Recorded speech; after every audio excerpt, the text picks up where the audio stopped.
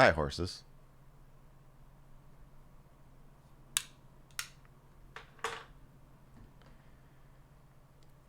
We're going to talk about book banning today and journalism. Doing okay. How are you?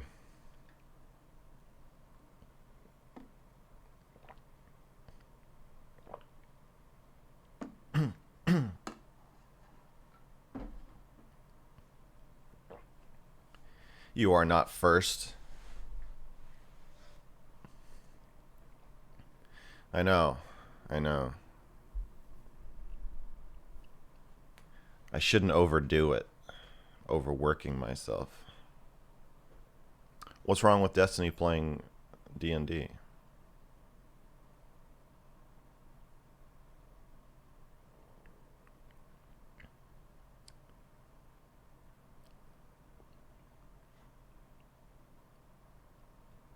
Uh, I have no plans to cancel the call-in show now. You're in my walls. That's nice. It's reassuring.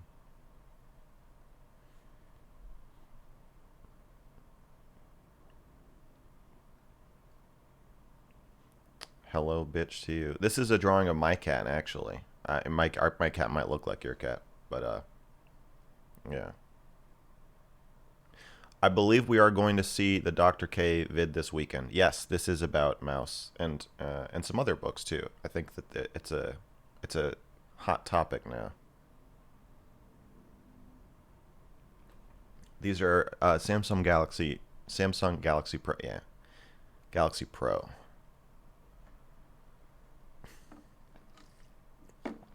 I will make a black version. I'm not sure. I don't know if it'll work on black. Yeah. Actually, I think there's a way to do it. I'll do it. I will make a black version of this shirt.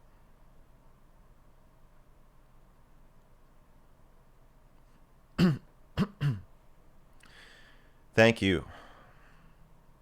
Good luck with doing whatever you're about to go do. I thought about white, but you know. I decided I won't troll you with my stupid comments tonight since you end up actually reading them. I appreciate that.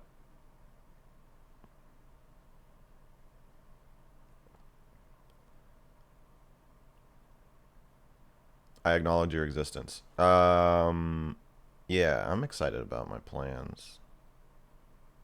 As long as I don't get banned like these books. Okay, it's time.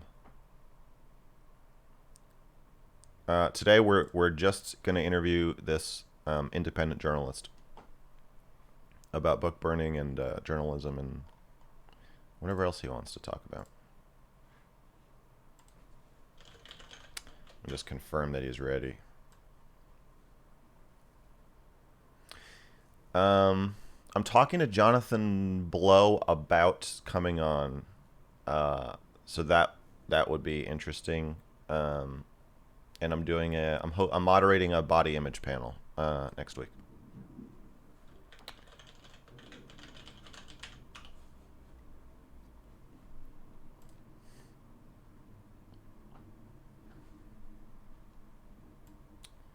All right, I'm calling him. Hello? Hello? Hello. Oh, I think there I am. Yes, you're here. Okay, let me just get you situated on the screen here. Oops.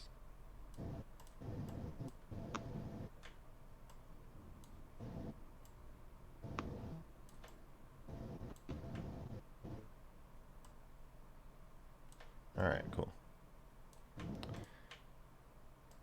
How's it going? But hold on. Okay. Now I think I can. I've just turned up the volume a little bit. Okay. How are you? I'm doing well. How are you? I'm doing okay. Who are you? Who am I? My name Yeah, is Judd Legum.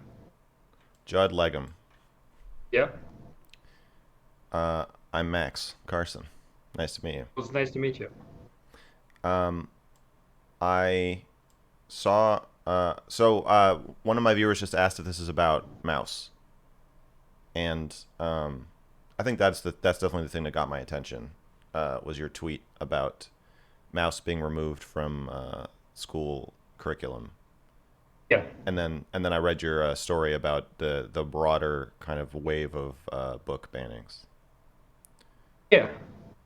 Um, I think that's maybe why I noticed that maybe 10 minutes before other people noticed it, which is why my yeah, tweet on it circulated because I've been following it a lot and it's really something that's happening, um, you know, all over the country in tons of different places.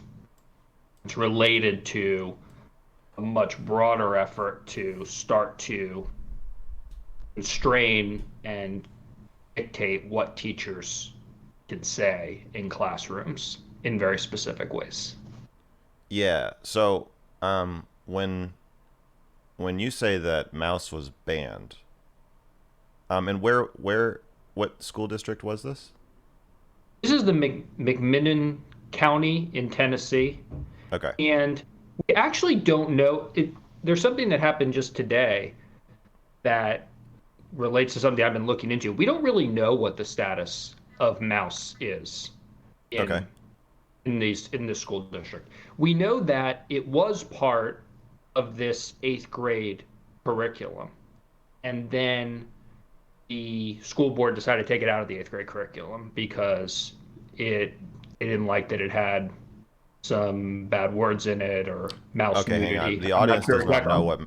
The audience does not know what Mouse is. I think we have to. I think we got to back up. I'm Okay. seeing All the right. chat is confused. Okay, so the Holocaust was this event in the 1930s and 40s where the Nazis killed 12 million people and half of them were Jews. Is that about accurate? I mean that I Is think that the that's the scope of gist of it. Yeah. the scope of the Yeah. Holocaust? Okay. Yeah. Mouse is a comic book by Art Spiegelman, Yeah. Yeah, or a graphic novel. Yeah, I graphic think it's a novel. comic book. Yeah, Sure. comic book. Yeah, it's actually probably called a comic book when it came out in 1980. So I don't even think they necessarily called things graphic Yeah. novels back then. We maybe would call it a graphic novel today because it's not really like a Right. Right. superhero thing or anything. The chat is asking who the Nazis and the Jews are. I think they're joking, but if you guys can look that up on Wikipedia.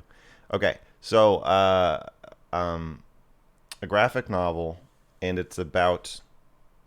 I remember reading it, not for class. I just found I was looking. I was in the library, and I just saw a big swastika on the spine of a book, and a cartoon picture, and I was like, well, I'm obviously going to read this. So I remember reading it, and it's kind of about it's a it's about the mouse is a Jew, right? The main character is a Yeah, Jew it's in like a Nazi Germany. parable. It's a parable, and there's cats and The there's cats are the mice. Nazis. Yeah, and Yeah. it's telling a horrific story, but it's telling it in a way that makes it kind of easier to understand. I think in some ways, easier to connect with some of the concepts because when you talk about it, it just sort of seems so enormous that it's hard to kind of wrap your head around. And he The won Holocaust. and yes, the Yeah. Holocaust, Yeah. and he did win they gave him a special Pulitzer Prize for this graphic Oh, they had novel. to invent a new special category just for this. Yeah, I don't think he necessarily won a specific because I don't think they have Right. Pulitzer prizes for comic books. But they did give him one for this. That's cool. Okay. So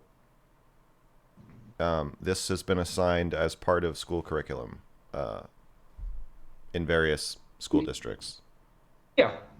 Yeah, I don't think I mean, I don't think it's something that's assigned in a ton of places, but I do think, it was assigned in this Tennessee eighth grade class. They were doing a whole unit on the Holocaust. And I think it actually involved eventually them doing their own comic or something like Drawings, yeah, that. yeah, I saw that. Yeah, their own drawings. So it was a whole unit that was really centered around this book to try to understand what was going on. Okay, and to get an idea of who the players are here, so the teacher, is there one teacher or multiple teachers who are teaching this Holocaust module? I think it was the school district. So I think it was part of the eighth grade curriculum. Okay, So my for so guess is that all there eighth were grade teachers I would guess, go through my this. guess is there were a number of teachers that were involved. Okay, and then the district board voted to remove mouse from the curriculum.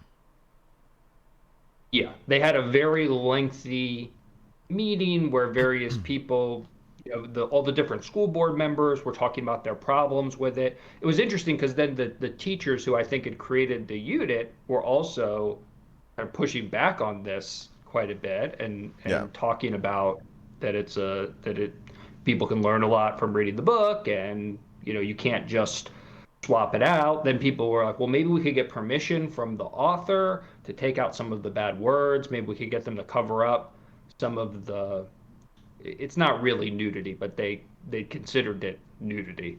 Um, and then it could be okay, but in the meantime, we're going to pull it out. Of course, this author of the book was not going to yeah, censor of course.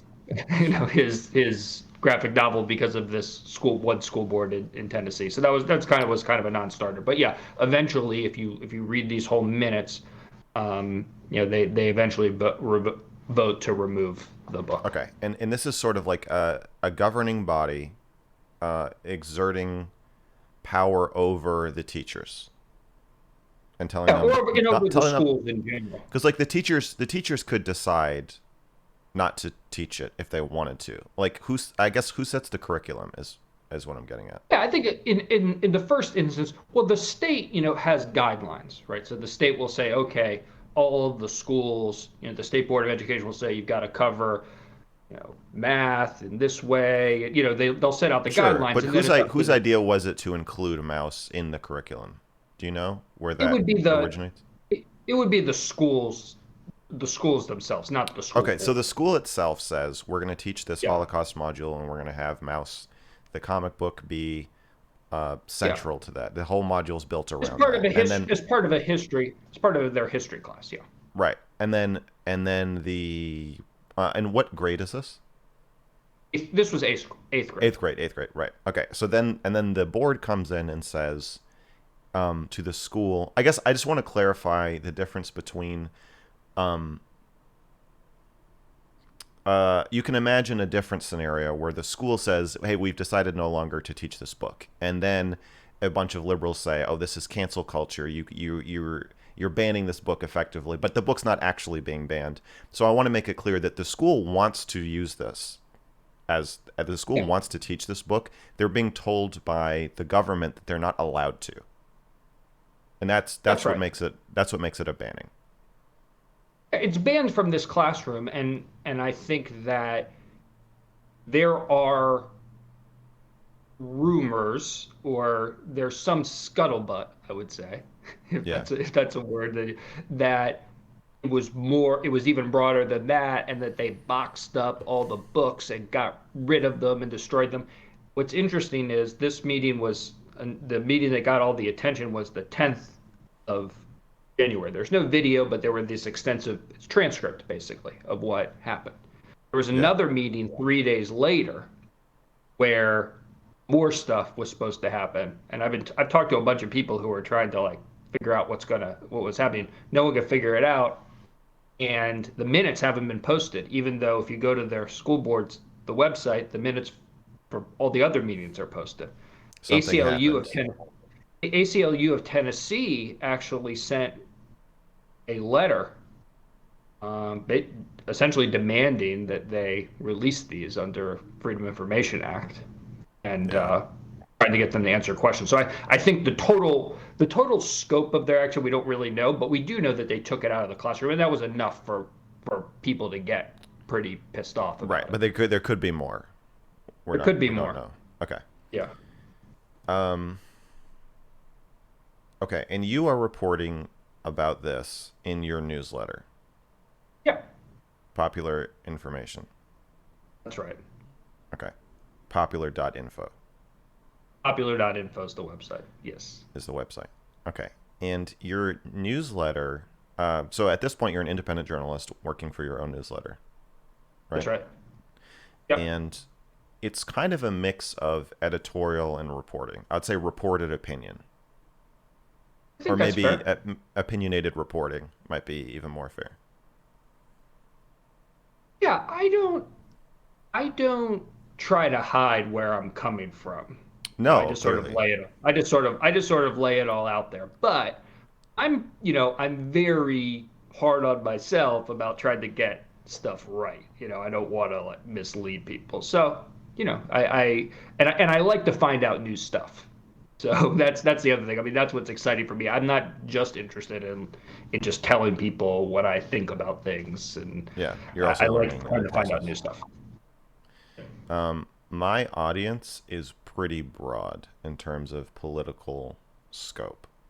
So, Hmm. like, I have literal white supremacists who are fans of mine. And then I have, like, hardcore liberals, hardcore conservatives. I have people attacking me not just because I voted for Biden, but because I said I voted at all. So, this is an opportunity if you want to speak to, you know, a, uh, a wide array of people. They're listening. So I just Yeah. want to contextualize that, like, I'm pretty left leaning, and so I'm probably gonna agree with.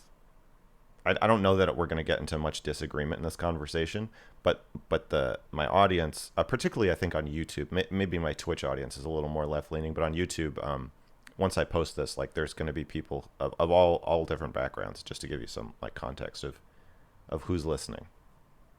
Okay. Well, that's good. I mean, I think it's good to, I like trying to engage as much as I can with people who disagree with me as Yeah. well. And I think I'm pretty left leaning. That's reflected in the newsletter. But I do have a fairly good mix of people who read me because some of the themes that I talk about, like I do a lot about corporate power and how corporations exert their power over the political process. And it's definitely not just people on the left who are concerned about that. There's people on the left who are Hmm. very much buddy buddy with corporations, and they're looking to raise money from them and kind of do their bidding for somewhat. There's people on the right like that, but then there's people on the left and right who are more where I am, where they're more critical of the role that corporations play and how they uh, manipulate some of the policy decisions to suit their interests. So, I don't think I'm definitely not. I do have some background where I was engaged in more kind of partisan political Hmm. stuff, but now Yeah. I don't have those constraints. I'm not working for anybody by myself, so I talk about the things that I care about. Okay. In Yeah. this case, what it looks like to me, and like I'm sure you've thought about this a lot more, is conserve. I mean, a board telling a school what they can and can't teach is clearly not like a conservative value, like a traditional conservative idea. But it is true that schools and teachers are becoming more and more liberal in their social values and what they want to teach. I would say that's pretty undeniable. So it looks like conservatives in this case, in Tennessee, and then in another case in Oklahoma that I saw you were writing about, are willing to kind of sacrifice the conservative value of, you know, the government not telling schools what they can teach in order to sort of sway the social values of the school a little bit more to the right. I think I mostly agree with that. I think COVID, I think, is a big part of all of this Mm-hmm. because I think that kind of, not that it's directly related to these book bans, but I think it set the foundation where a lot of parents were just very upset for very understandable reasons. Namely, their children were just at home trying to learn on Zoom, which is horrible, pretty much at every age, but especially for younger kids, and dealing with all sorts of conflicting guidance and remote learning and all of that. So everyone is sort of agitated. And then that agitation, I do think there's a somewhat coordinated effort on the right to harness that and then attach issues and ideas that are beneficial to them politically. So I think that there is real concern that schools are tacking too far to the left on some of what they've been teaching, but we're now the pendulum is now swinging way the other direction as far as what we're seeing not only in these school boards, because there's a lot of school boards making decisions like this. Mouse isn't the only book that's been pulled out of classrooms. I did a whole nother story in a couple days later about North Carolina, and there was a book called Dear Martin, which is a novel about a kid who's kind of has some bad runs with the police, and he writes these journal entries to Martin Luther King. It's a book that tries to teach you about these kind of social issues, and that was pulled out by a school board. Similar Yeah, decision. I want to get into the CRT stuff too. But I Yeah. want to ask you what you said that schools are attacking too far to the left, and I'm wondering what you meant. What do you think is too far? Well, Too far for you, or too far I for no, I conservatives? think the perception is that they're too far. I think that Do you think that's the accurate? weird thing for the weird thing for me is the way that I think about school is that it's not a place where you should be told, okay, think this, think that, we are kind of brainwashing you into a certain way. It's a place where you should be confronted with all kinds of ideas that challenge you. You should think Including the about them Bible? and what? Yeah, Including the including the Bible? Bible or what? Including the Bible? Yeah, I think you can teach. I read the Bible when I was in when I was in school, and I didn't go to a Yeah, well, religious you school. read it probably in a Bible study. That's different from a school being like a teacher saying, "I want to teach the Bible as the truth." Yes, not as the truth, as it is part of like a literature class, and I But think that's important. I think that's would important you too. would you be willing to trade that to say that we can have some Christian teacher come in and teach creationism if in exchange we get to keep teaching Mouse and CRT? Well, that's the thing about creationism, right? Nobody actually tried to stop people from talking about the Bible or creationism in schools. The objection was teaching it as if it was a scientific fact Well, when that's what it's I'm not saying. a Yeah, but scientific there, fact. I would venture to guess that most of the people who voted yes to remove Mouse from this curriculum, at least some of them do believe that the Bible is scientific fact. I think they, well, I don't know. I can't say. I mean, I would say that they probably think that it is true. I don't know Yeah. if that's the same thing as it being a scientific fact, but Okay. Well, but if they think that it's true, I guess my point is, there are certain things that in certain books that we lefties don't really want being taught in schools, and the Bible is one of them. well, And I that's the feel thing. I like, mean, but that's the thing is what I would say is yeah, I'm fine with the Bible being taught in schools and for all as these different truth. kinds of ideas, but I think not as truth, not as Well, truth. right, yeah. So I feel like I But you're right. Yes, there are certain things. there's I some wouldn't want. conflict there. You said that you have white nationalists, or Yeah, whatever right, who exactly. want to check. I interviewed Richard I Spencer wouldn't two want. weeks I ago. wouldn't want white nationalist, propaganda to be taught in schools. I do think you have to draw some But to a white lines. nationalist, it's just the truth, right? Like race realism to a white nationalist is just like, hey, let's just be honest. Let's look at whatever these studies that paint Yeah, things in a certain way, and let's just present this as the truth. yeah, it's not an object. I don't think you can say that these are decisions that you can make purely on an objective, bright line rules. I think there does have to be a normative application where you say, hey, this is a good book that shouldn't be taken out of classrooms, and these other books are not so good. I mean, I do think it's appropriate to make those decisions. There might be a time when it'd be appropriate for a school board to take a book out of a Okay, school. I just don't so think to this was one of the cases. okay, so you're not so against censorship in its own right. Part of it is that you want to win on this book, but not. You see what I'm getting at? Like it is sort of partisan in a sense, where if we say What I that would say is, the Bible is I, like a book, a right leaning book, and Mouse is a left leaning book. I know that's very broad, and you'll have all kinds of disagreements within those groups, but um, you are more okay with one being taught as the truth, even though the mouse is literally not and it's a fictional book being taught yeah. as the truth, as a representation of the truth or a metaphor, which I think it kind of does make it hew a little closer to where the Bible is seen by Christians.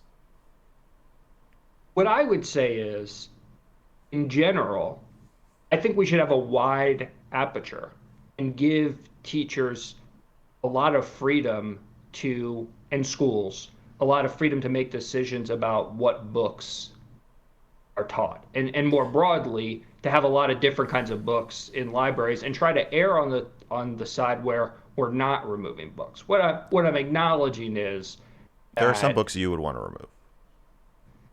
yeah, I mean, there were some there. I don't think you can ever talk in absolutes. I mean, I just think there's very few aspects of life that are like that. Okay. Um,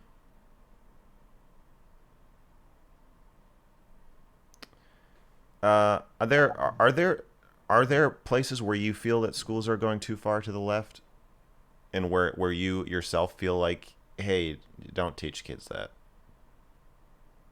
Um, I could give you an example of that, and I Okay. think this this applies to some things that are being taught to kids, but then I also think that there is an aspect where a lot of this is sort of teachers and kind of these corporate diversity trainings where I think people spend a lot of time thinking about the exact words that need to be used Mm-hmm. so that you don't offend other people in different ways. And there's Yeah. very extensive trainings about that.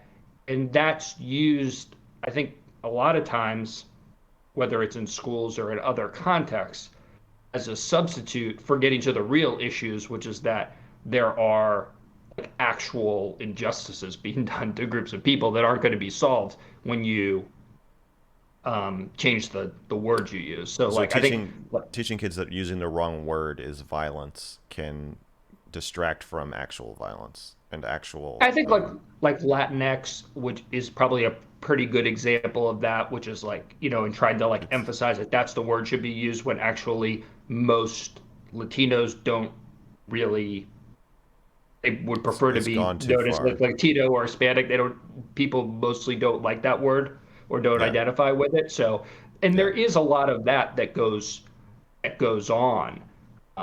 That's not critical race theory, So I think that's a confusion that people have. But it is like there is a whole world of this where there's people who are paid a lot of money to talk about, okay, here are all the different things you need to be aware of when you're interacting with someone in a school or in a workplace or in a classroom. And to me, that's not a good. I think that's you could say that that's too far left for me. I don't think that's a good use Okay. of people's time.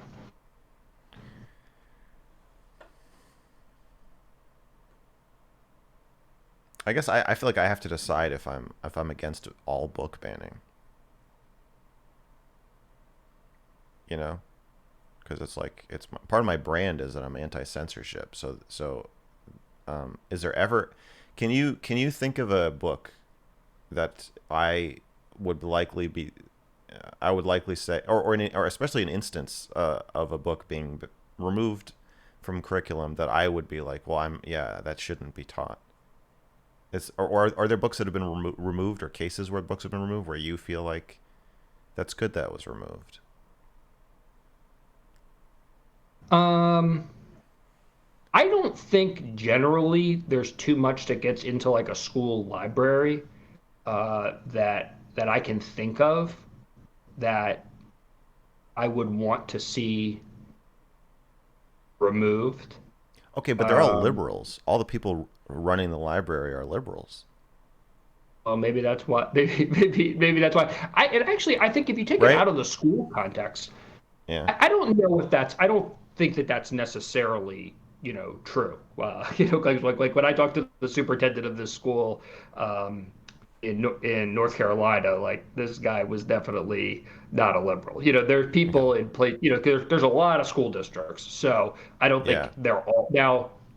In general, They are people swiss. who get into like They library lean. science Yeah, being yeah. liberal? Yeah, I mean, I think that's probably. I I guess think I that's just think probably. it's unfair for I guess us as left leaning people to say, well, the books you want to be taught are not going to be taught just because we don't like them. And the ones we like are inalienable and protected because if you remove them, then you're banning them.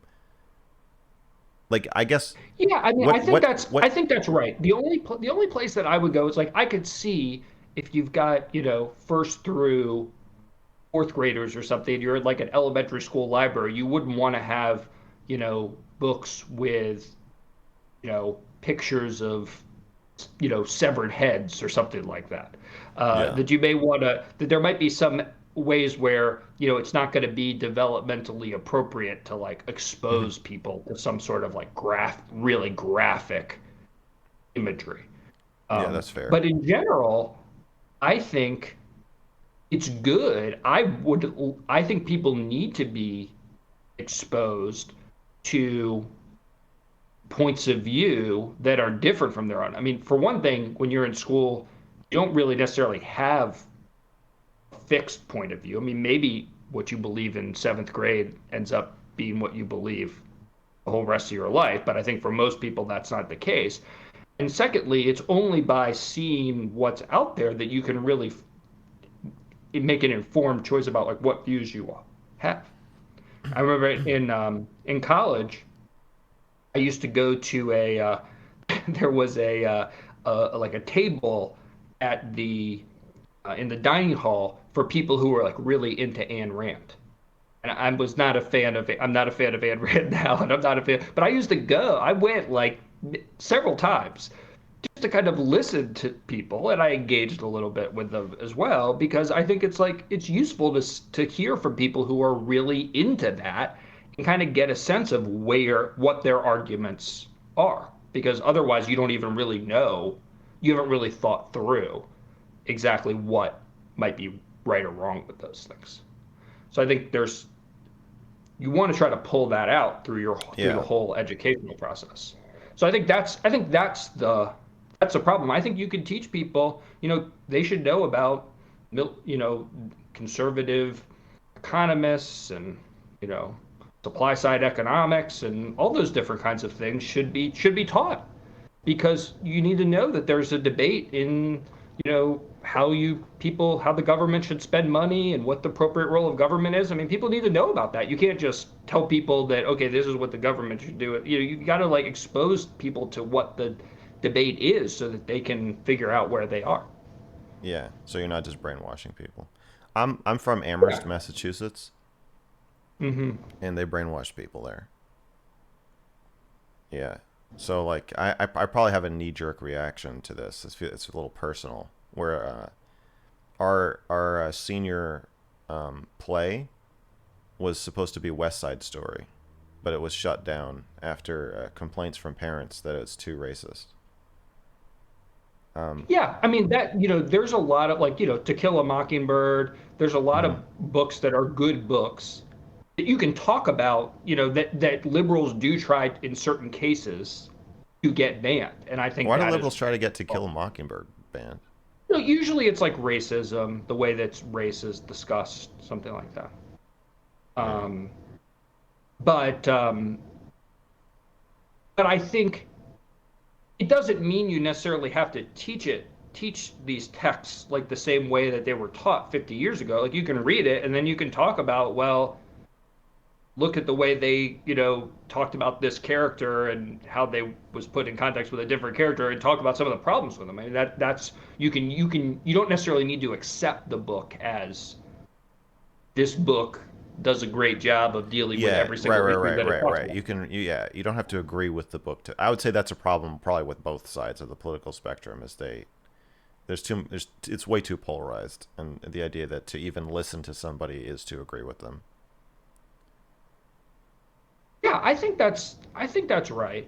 Um, part of what happened, and you can argue whether this was good or bad, but um, or whether the response to this was good or bad. But for many decades, probably couple, hundreds of years, the texts that were taught in schools were very limited. They were they were sort of the classic texts. Most of them were all written by white men, and they had a very specific viewpoint about the world. And so I think over the last, 20, 30 plus years, there's been an effort to say, okay, we need to diversify the text. You need to have more texts Uh-huh. with LGBTQ characters. You need to have text from people of color. You need to have more text from women. And so you're trying to bring in all of this new material. And I think part of there's now this sort of counter reaction that's like, oh, have you seen this book about where like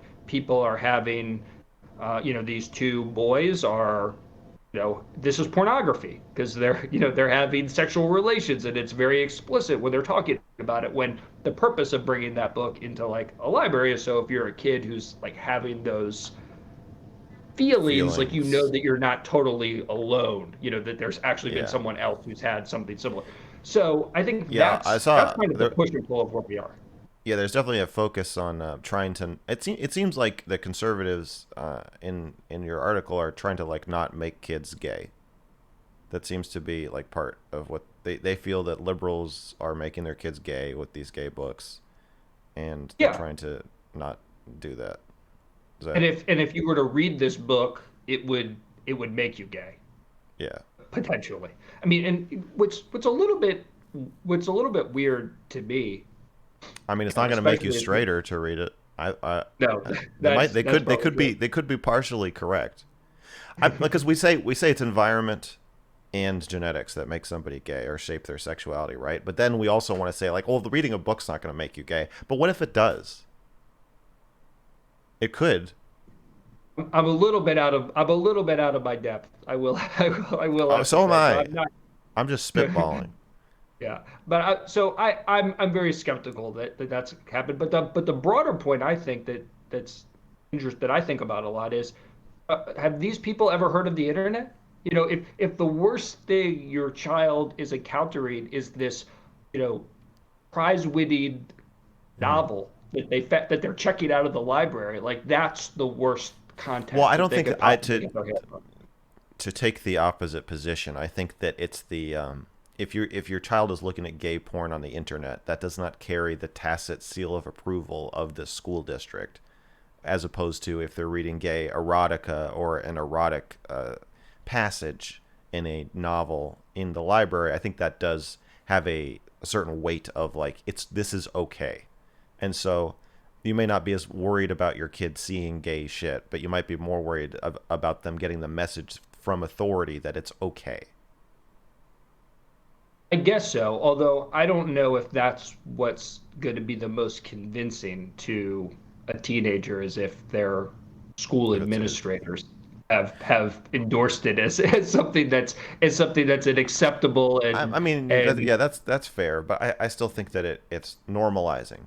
That's what they're afraid of, normalizing. yeah, And like I mean gay porn on the that's internet doesn't exactly how they really. talk about it. Yeah, well, I think it's kind of The, true. the guy who the guy who when I did this story about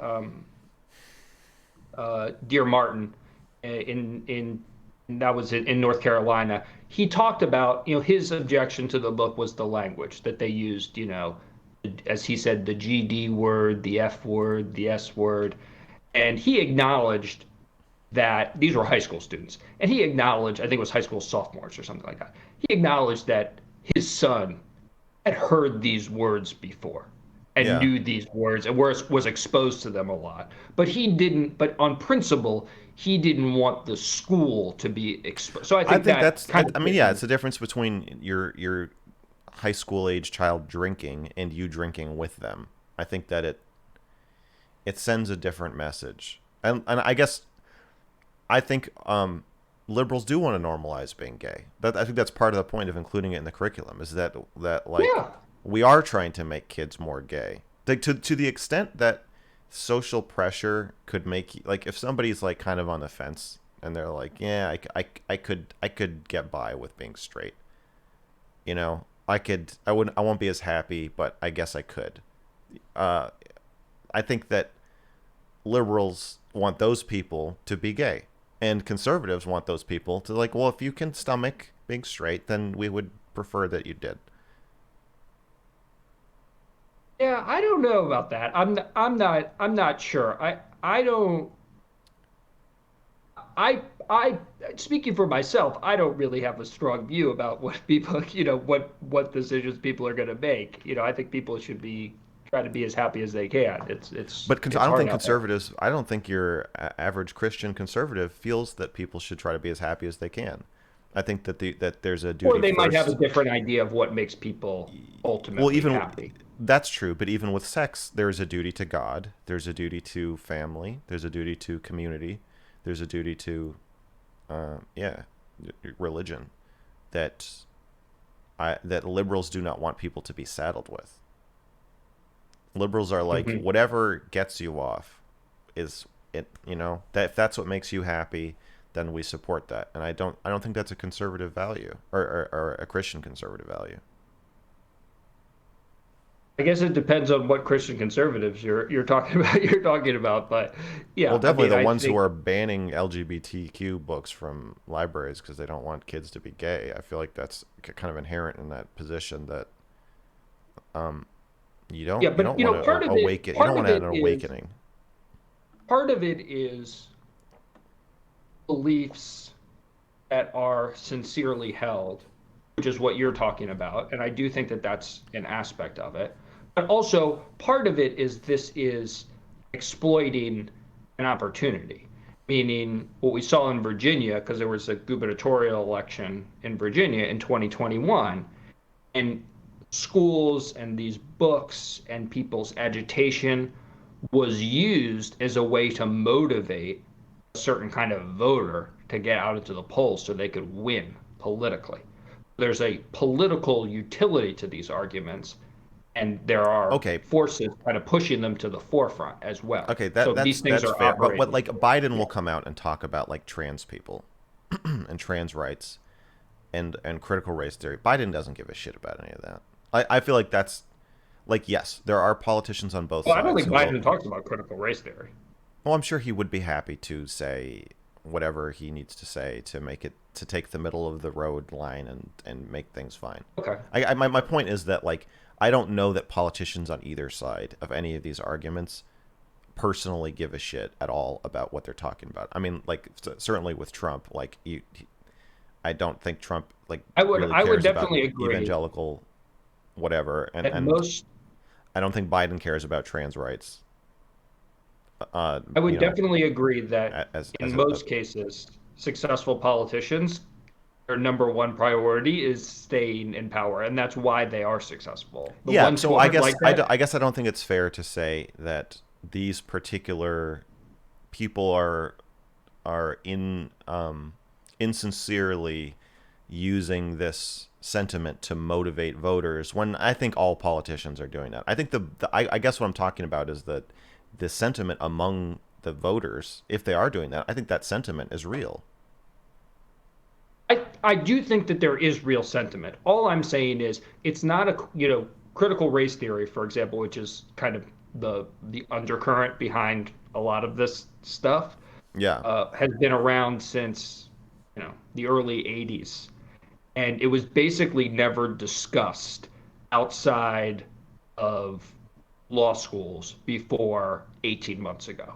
And now it is discussed by every single right wing politician incessantly. Yeah. the in increasing volume. And all I'm saying is that's not a coincidence. No. It's not that didn't just happen completely organically. But There I was a don't think that strategy. I don't think white Americans had the feeling that they were a minority until recently. I don't Uh, know. Like there's been white grievance, and it's I'd say it's been a slow build up, but I think it has hit the point of like, okay, like fuck this, and I think that that has also happened in the last few years. So I would again say that I don't know that I think that there that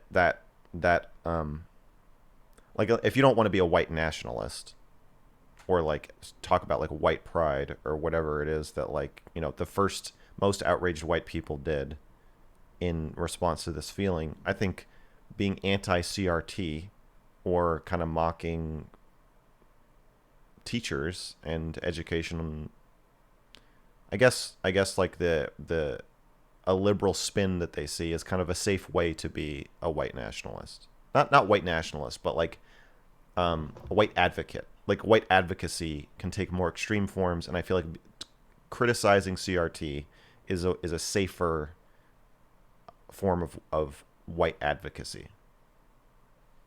I think it's a way, yeah, I think it's a way to channel white grievance. Um, but right, but I don't think, but I anyway. I mean, I don't think it is either completely I guess I don't see a organic or problem with completely that. synthetic. Um, I I think I mean, think I think we should make more room for white grievance. That's one of my. It's one of my. I think there's so much room for it already. I mean, Oh, it's basically the dominant it's the dominant thread of a huge chunk of our political system. well, but shouldn't it be? I mean, white people. There are more white people than any other race. Like Uh, if every racial group is going to complain about how they're treated, um, I feel like if we're going to tell white people like, okay, we're taking you down a peg, you're going to have to be equals with everybody else. I feel like we should then give them in exchange, like, and now you can complain the way that other groups complain. well, but when were white people taken down a peg? We skipped that part. I think that's happening now. I think that exchange has to happen simultaneously. I think that I mean, if you look at like the income gap between white people and black people, it's black people used to be slaves, so for sure it's smaller than it was at some point in history. I assume it's shrunk considerably since the 50s and 60s as well. So I don't know that there was a moment where the peg was you know yanked, but I think that that's clearly, to me, it is very clear that that is part of the plan for equality. I guess maybe not to take white people down, but I don't know. I think animosity towards white people is like you don't get in trouble for saying bad things about white people generally. Is that true? I don't I, know. I don't know if that's I don't know if that's the case. you're certainly not as much trouble as you would for saying bad things about black people. I mean, I guess it's a definition of If trouble. you said right now, if you're like, yes, if you're like, yeah, white people are pretty unreasonable sometimes, like I could clip that and put it on Twitter, nothing would happen. If you said, yeah, black people are pretty unreasonable sometimes, you could be facing 20,000 retweets from your friends over in Tennessee trying to smear you for the rest of your Okay. life. Yeah. I mean, I guess it's if people are if but I think that you compare that to to the fact that, for instance, Black Americans are still so overrepresented the like in the criminal justice system in Hmm. jail. Yeah. There's way more people in jail, and that and it's not because that Black people commit crimes at higher rates, it's because they are prosecuted at higher rates. I would say So I both. think It's definitely both. You should look into it because it's I really oh not. I I mean, have if you're talking about extensively. if you're talking about drug crimes, there's just as many as a on a percentage basis I'm white talking people about murder. who are doing drugs. On murder, Yeah, I mean, I don't have all the stats in front of me, so I they commit but I black people don't but commit a I lot do. more murders than white people for sure per capita. I think even not I per don't know if capita, that's I don't know their if that's approach. if I don't know if that's accurate, but I do know that I stand by they're it. way they're way overrepresented in the criminal justice system. And what I would posit is that that is a much more serious form of injustice than you might get more angry retweets or quote tweets for saying something mean about. Yeah, so you can say that, but you could do that with anything. You could tell black people, like, yeah, you're getting longer sentences and you're getting over policed, but look at how black people are treated over in South Africa. You should be, that you think this is an injustice. There's a way worse injustice happening over there. I don't think that we should diminish anyone's suffering, even if that suffering is in the form of quote tweets. By that what you're saying now is like is what white grievance is pushing against right now. I think that being told, well, whatever you're upset about, there's somebody darker and gayer than you who's more upset, and let's talk about them instead. I feel like that You know, I get a lot of that angry that's not tweets fair. and things. I could just say from experience, I don't find it personally that disturbing. But I do think, yes, I don't think we should minimize anyone's problems. I think no matter what race you are, you can Yeah. have very serious problems, and also you can experience you can be treated unfairly. You know, anyone can be treated unfairly, and that can be a problem no matter what your race is. But I do think we should recognize, and this kind of gets to the heart of the matter, that there is still systemic racism in the United States, and it's not, for the most part, directed at white It's people. I It's would say directed it at. depends on the system. There are systems in particularly schools where it is directed at white people.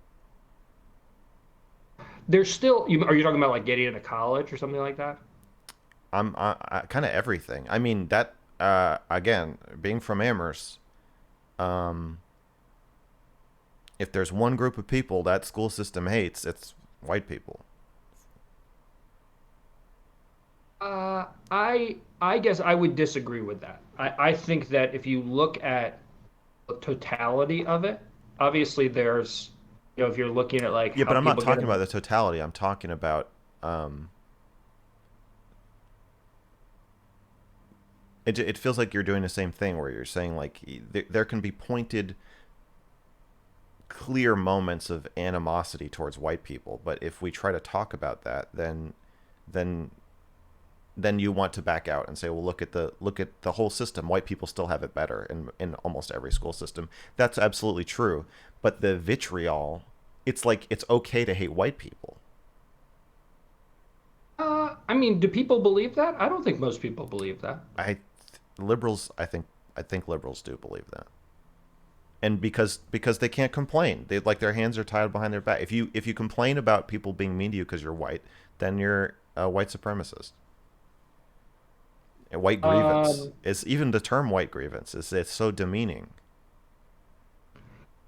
I mean, I think that the idea, I don't, I think that the idea that discrimination, and this is something that we've heard a lot about, that, discrimination against white people is one of the more serious problems we have, or, a lot of people believe it's a bigger problem at this point than discrimination against people of color. Like, I just don't think that's right. I mean, are there But it is people? a problem. Do you agree with that? I think that I guess, yeah. I don't, what am I thinking is a problem? That Do you think that discrimination this? against. Do you think that the do you Do you think discrimination against and animosity towards white people is a problem in the United States of America? Do I think it's a problem like as it exists now, or do I think like theoretically this is a problem? Like, am I judging Let's whether say non-theoretically, do you think it is a problem? I think I would say overall it is not a problem. Okay. I don't think that, whether you're applying to school or you're applying to a job or whatever you're trying to do, Yeah. just drive down the street, walk down the street. I don't think as a white person myself, and I'm applying this to like most, to the white people in general, that Uh-huh. discrimination because you're white tends to be a problem. Okay. Um, there, I'm sure there are people who have been discriminated against because they are white, but I just don't think overall it is a problem. I think you're probably in the overwhelming proportion of circumstances, you're probably still going to be much better off, have a much better chance of, On average. yes, of success. Okay, if I said, do you think discrimination against black people is a problem? And you said, you mean hypothetically? You would be doing permanent damage to your career even by asking that question, right? I mean, at this point, I don't know if I would be how much I would damage uh, my career, but yeah, I mean, I think if you're just denying, I mean, but there are people who, I mean, this isn't something that, I mean, a lot of people, this is a fairly commonly held political view that we should just not consider color at all and that everything should be colorblind. And that's what Martin Luther King Jr. said, that everything should be colorblind. And Yeah. that Yeah. all of this, any effort to try to, account for address systemic uh, racism, address inequality, all of that itself is racist. I mean, a lot of people, there are many, that's probably a good portion of the United States Senate. So I don't think it's necessarily like a career ender. I think it's a fairly common view. It's just not Well, it something depends that on I who's personally who's believe. who's keeping your career afloat. Yeah, that is true. I just have people who are subscribed to my newsletter, so they give me a pretty long leash. That's nice. Yeah. Okay, what is critical race theory? I think critical race theory is a developed in law schools, and it's a way of looking at the law and other structures and seeing how there is racism embedded in facially non-racist um, laws and implementations of laws. So So it's being a way of racist without ever it's a way of mentioning looking race. at it's a way of looking um, at the law critically Hmm. to sort of uncover that. Gotcha. The Uh, way that the yeah. law disadvantages people of color without ever saying that.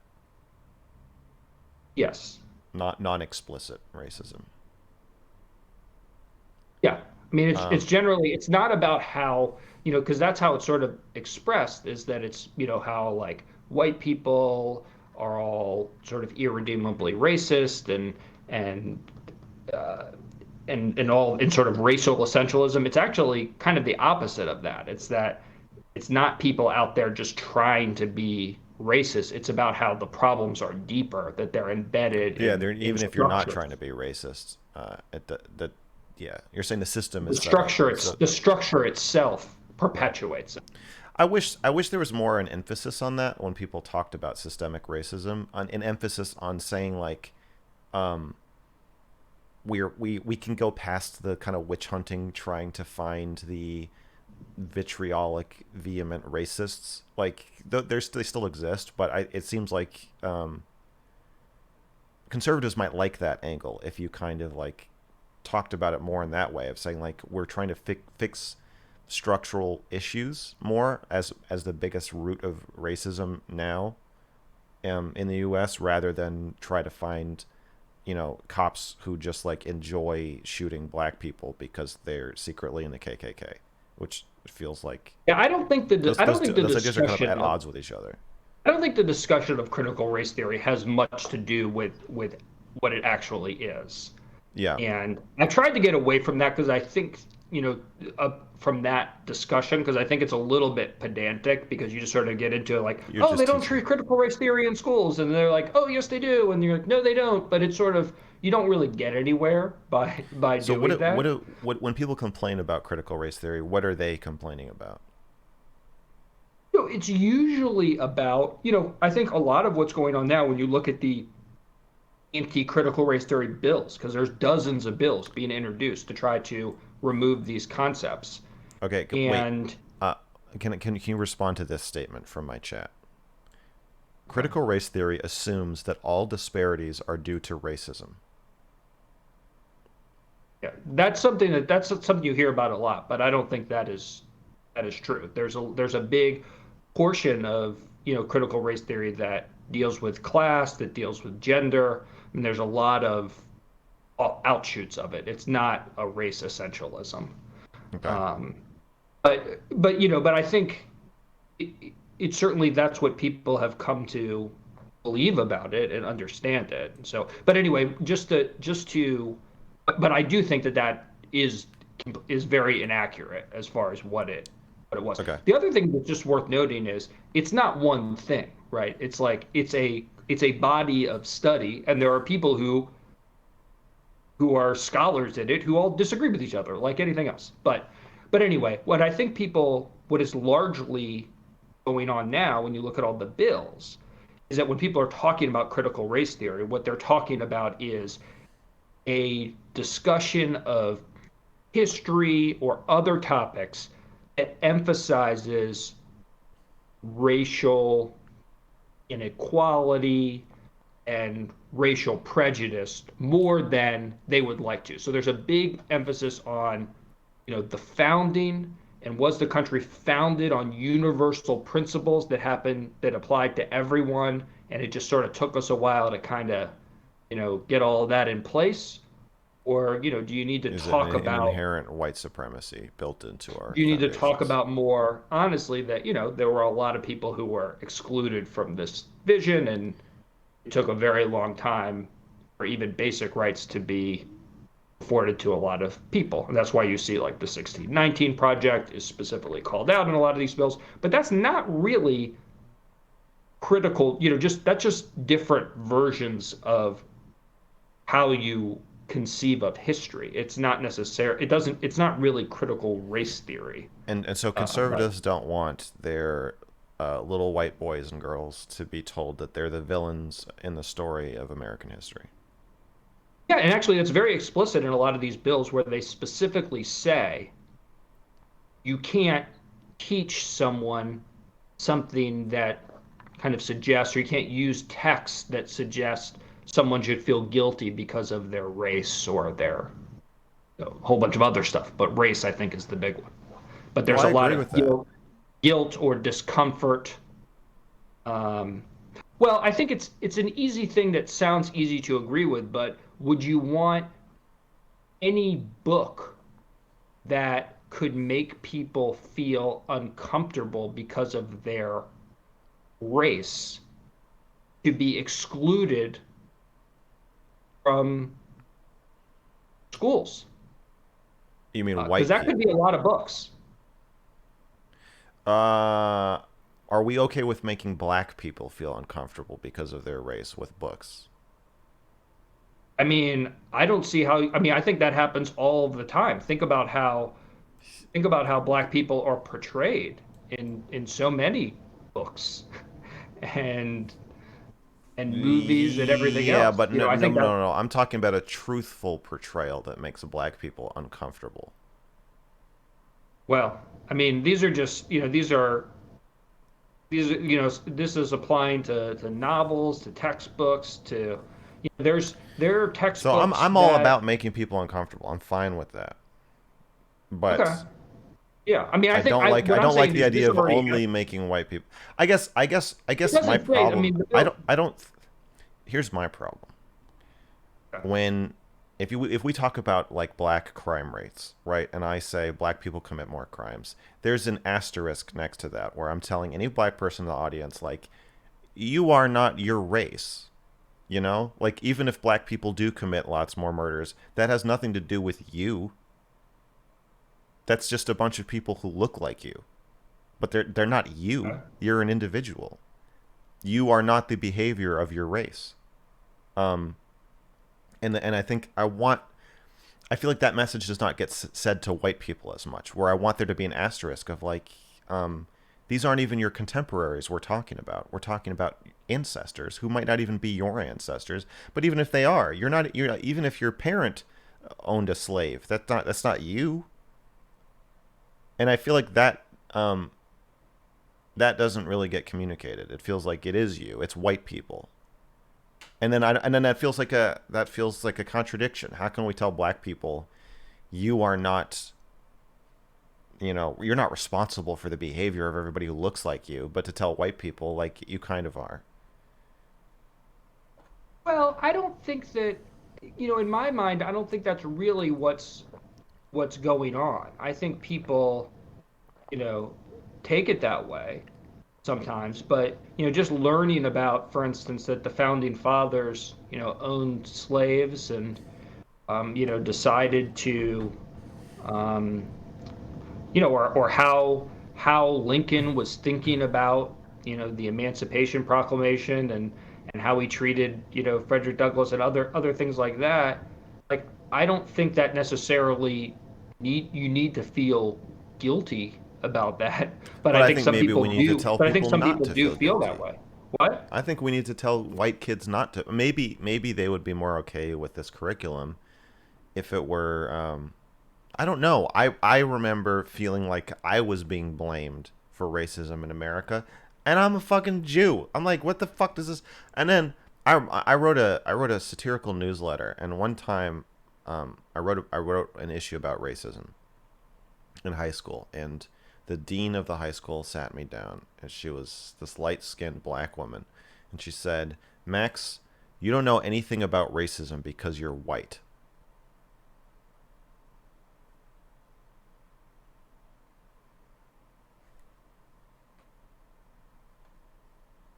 I mean, I was I like, "Get the think fuck out there of are here." there. Well, I you can't. were in high school. Yeah, I was 16. Yeah. I mean, I would say that it's likely that you probably at that point in your life didn't know as much as the person who was talking to you about it did. Did you think a 16-year-old black kid knows as much about racism as a 40-year-old black woman? Like, so, and therefore I shouldn't talk about it? Yeah, I'm not saying you shouldn't talk about it. I'm Well, not that's saying what that. she was saying. She was telling me not to talk about it. Yeah. Well, I don't think that's necessarily the right approach. I think you could probably, if she disagreed with what you were saying, she probably should have just told you why she thought you were wrong. Oh, also, my people were slaughtered 50 years ago. Your people were slaughtered 400 years ago. Or Okay. Well, it's not a 200, contest. 250 years. It is a competition. Once you start taking it there, it is a competition. So, you know what, lady? Fuck you. I'm still angry about it, and it I felt can tell. it's good to get this out. It feels Yeah. like I was being shamed for uh being white and being told I can't talk about certain things because I'm white. But you managed to persevere. Here you are, still talking. No, I didn't persevere. Oh no, I didn't. I've had a hard time of it, Judd. This is I'm not persevering. No. This is my fallback career. Okay. Right. I Well, failed at all my other ones, and now I'm here. well, it's not so bad. You're part of the creator economy, so What a horrible thing to be part of. not the It's a best all it's the a time. it's a gambling addiction mixed with parasocial relationships mixed with at selling your soul and pretending you're being vulnerable and really you're just selling ad time. It's a nightmare. The creator, you know, the creator, it chews people up and spits them out. That is true. I don't accept ads though, so I've got that going for me. Neither do I. Well, I run ads on my channel, but I don't accept what are they called, sponsorships. I've turned down Right. somebody offered me $2,000 to play a video game for 2 hours, Hmm. and I said, "Go fuck yourself." Well, That's a lot of money to somebody like me. I'm sure you'll get some other opportunities. Maybe the next video game will be No, I'm more going to say entertaining. no. I'm going to say no to all of them. I don't accept Yeah. ads. I Right. saw you said that you ran for office and you didn't accept PAC money. That's correct. I was happy to see that. It made me Yeah. trust you But I more. lost. So, doesn't always work Better out. to lose. Well, you I don't better think to that's the lose. reason I lost. It doesn't But matter. Better to yeah. lose with your principles. Right. Yeah. But I actually do have to run. All right. Is there anything Uh, you want to leave us with? Any final thoughts? well, I've enjoyed the conversation. I think it's good to kind of push yourself a little bit and to be challenged about things. Yeah. Um, Hopefully, nothing is clipped in different ways to to try to get me bad retweets and quote No, it'll tweets. be But me. It'll be me that they clip, not you. Don't worry. okay, Yeah. but it'll be either way. It'll be okay. But no, it was good and I enjoyed it. And thanks for inviting me on. Thank you for talking, and thanks for what you're doing. I think I really appreciate your the transparency of your journalism. I actually really admire that. Well, thanks. Appreciate it. Have a good one. All right, you too, Judd.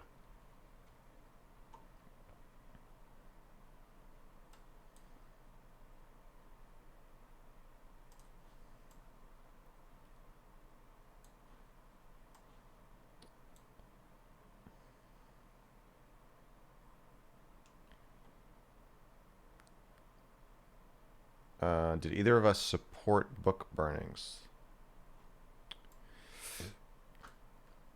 Oh, we were talking about bannings, not burnings. There was a burning though. I saw that.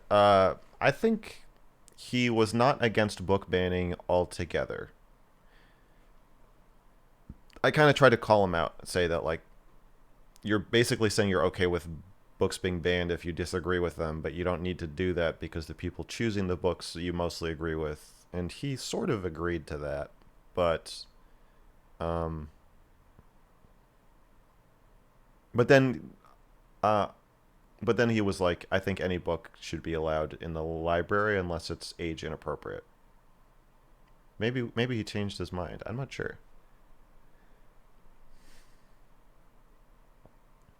Mr. Girl, stay alive. I will stay alive for a bit. Do you think people who make so many excuses for black people are doing more harm than what they realize? I don't. I reject the framing of that question, so I'm not going to answer it because I don't. I don't agree that that's what's happening.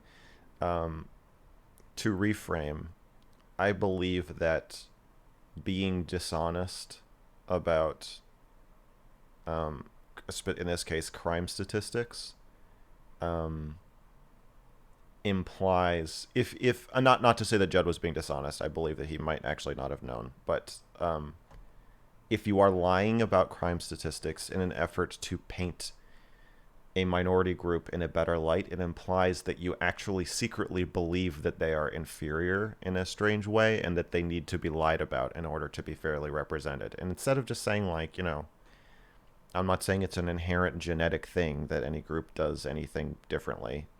But it's a problem. And in the case of black people in violent crime, it's mostly a problem for black people that like if you can't talk about that problem that they have, or that every group has in America for sure. Violent crime is more of a problem in America than some other rich countries.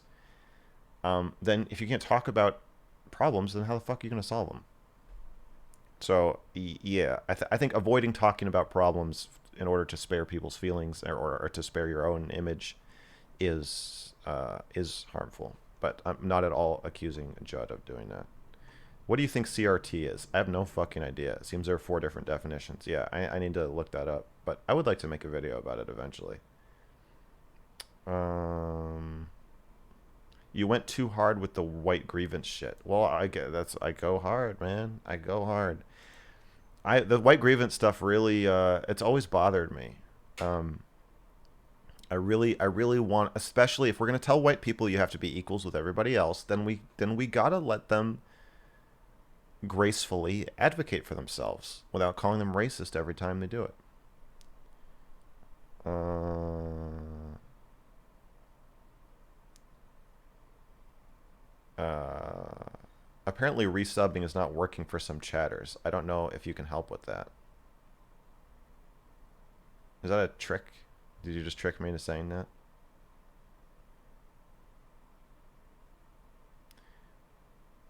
Do you see any relevance in the comparison of IQ studies and CRT? What instrumentalization for identity politics is concerned? Yeah. Some people will say if IQ studies show one group to be dumber or smarter than another, then there could be built-in racism into the test somehow. Is that what you mean? I don't know. I want to look. I think I'm going to do a big video on race realism, probably attacking it, but I'll be looking into that. Why is the Dr. K video taking so long? It's not taking that long. You know what? I got another. Wait, what time is it? I have to do something. Oh, yeah, I have to do something in an hour. Okay, I'm interviewing another psychologist tomorrow. Oh no, he's a psychiatrist. I'm interviewing a psychiatrist tomorrow. So we've got two psychologists, a doctor, another psychologist tomorrow, possibly a malpractice lawyer. It's looking good. And then I have requests out to many other people, but most likely maybe 1 or 2 more psychiatrists. But the video is structured such that I'm editing it already, and I can kind of just stick them in where they go. It's not taking so long, you fucks. Jesus Christ. How's the streamer life been? Still adjusting? I guess, yeah, I think I'm going to keep it to 3 times a week for now. Something like that. And only 2 or 3 hours at a time. So keeping it in manageable, sane, part-time job territory. And working on the meat, the mrgirl meat the rest of the time. I think it's okay. It's clearly bad for you psychologically. Yeah. I might make it like a meta video about how streaming is like obviously bad for you. How about a I'm a Twitch streamer video reimagining your I'm a YouTuber video? And yeah, that's a good idea.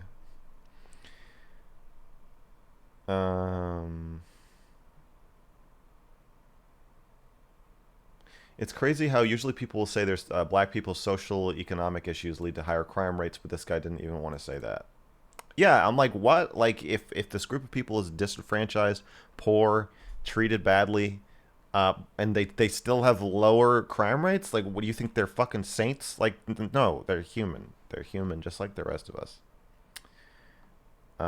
He got so reductive. I wish you'd pushed him a lot harder on that. It didn't feel fair. I think what I did might have already been a bit unfair to ask him to do an interview about book burning and like journalism, and then or book banning, and then start like I'm okay with like flying off the handle a little bit, but I'm not trying to corner him and be like, You're not leaving this room until you answer these questions. I think somebody needs to, especially because I don't think he knew anything about me, and I feel like let's let's give him just a taste. We don't need to give him a whole hunk of wasabi all at once here. What was your dream career? I've had a lot of dream careers. When I was a kid, I wanted to be a writer. Um, and then I wanted to be a filmmaker, journalist, psychologist, screenwriter, rapper. No, I never wanted to just be a rapper, but the other things. And now I'm like a combination of all of them. I'm a streamer. I like the way you play devil's advocate. Thank you. This was great. I think you're better at challenging the common left wing views. I don't think I've talked to anybody with common right wing views. Richard Spencer is not. That's uncommon. I don't like it. I think you're better. This is my favorite of your songs. This video was the best since. I don't like this underhanded. I don't want to know. I don't.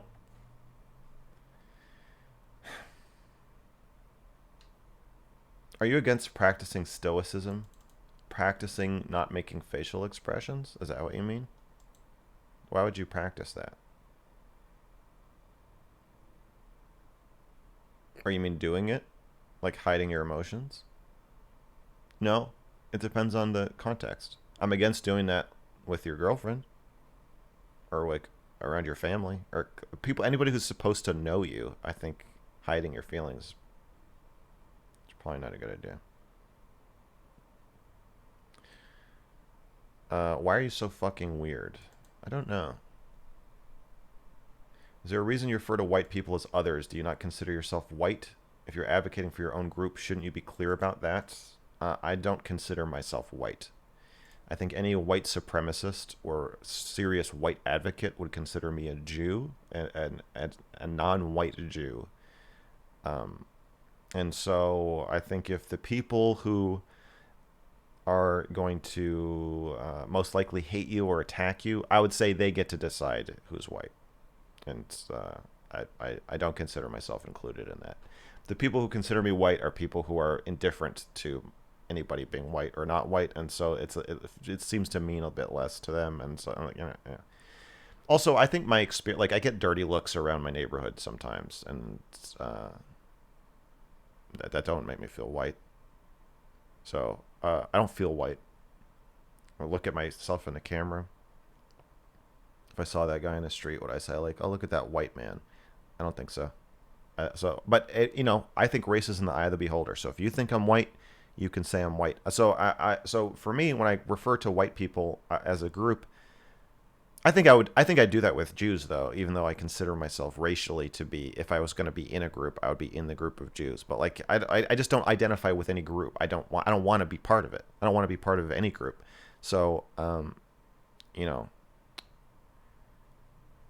I think that's a conscious choice I'm making in how I speak about different groups. I think even if I said men, I wouldn't be like we blah blah blah. Yeah, I'm Mr. Girl. I'm my own thing. You should talk with Not So Erudite. She administers IQ tests. I already talked with her. We had a big fucking argument, and that was terrible. I mean, I like her as a person, but it was a shit show.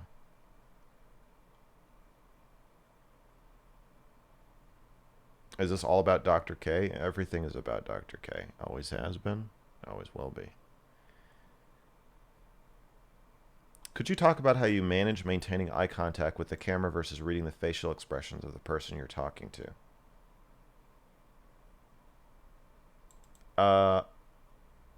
Probably the same way you talk to a person like normally. I think the mouth is probably the most expressive part of the face. Like you got the most muscles connected to your mouth.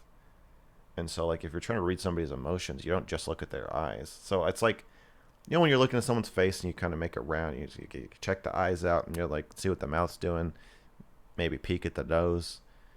The camera is just like another part of my rotation. I think especially when I'm talking, um, when I'm listening, I'm definitely more likely to look over at the rest of the face. The camera has become part of the face of the person I'm talking to. Why is the Dr. K coming so soon? Don't you think you're rushing it? Jesus Christ, you guys are fucking horrible. No, all my work is rushed.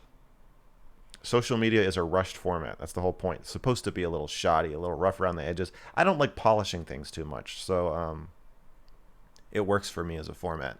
I like going fast, getting intense, going deep, working long days, long nights, going crazy, losing my mind, getting real intense about it, and then slapping it together, duct tape it, ship it. Take your time with the video.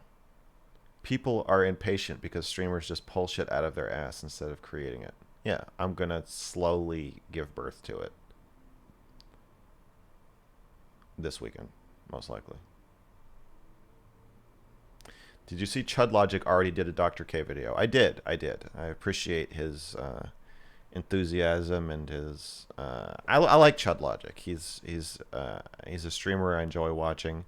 After I finish my Dr. K video, I believe I'm going to come onto his stream and we're going to discuss it and uh, maybe play some Halo.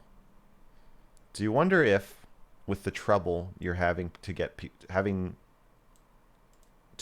to talk to you, you might be selecting for people that share your bias? No. No. I think that if you want to test this, um, go tell any licensed therapist about what Dr. K is doing. Tell them the part where, after 5 sessions, Reckful still didn't know if he was his therapist or not, and tell them that it was live streamed in front of thousands of people. And any licensed therapist is going to say, you know what? You're really not supposed to do that. You can even leave out the part where he killed himself, and they'll still say that. It's a big no-no. He's breaking real foundational rules that any serious professional is going to be pretty horrified by.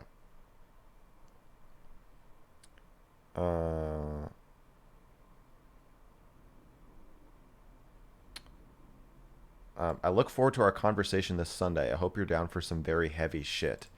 If you're calling into the call-in show, maybe. There's a limit to how far I'll go, depending on how kind of emotionally activated the person seems, and how, yeah, basically how risky it seems to talk about something. At a certain point, I might say, like, you should just go talk to a therapist about this. Oh, I'm definitely going to say that. I'm saying that point might come sooner rather than later. So, no promises. Doesn't the fact that you're preemptively editing the video with empty slots for testimony imply that you're expecting certain testimony from the people you're interviewing?